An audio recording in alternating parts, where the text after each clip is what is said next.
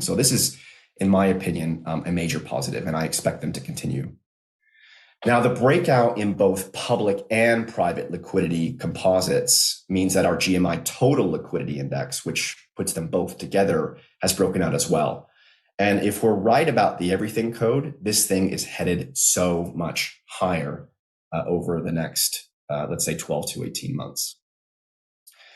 And as we've hammered home kind of time and time again, liquidity is king for Bitcoin. So the breakout in our GMI total liquidity index is the kind of signal personally I don't want to ignore, and I don't think that you should either.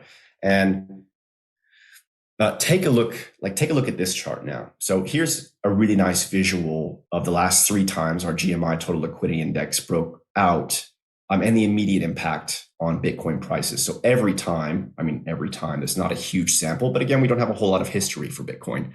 Following the breakout, Bitcoin prices moved higher almost immediately. And I'd also argue that if it weren't for the black swan event that was COVID back in 2020, which I've highlighted there for you, Bitcoin would have just kept climbing. So the pattern to me is very clear. When liquidity breaks out, Bitcoin responds almost immediately.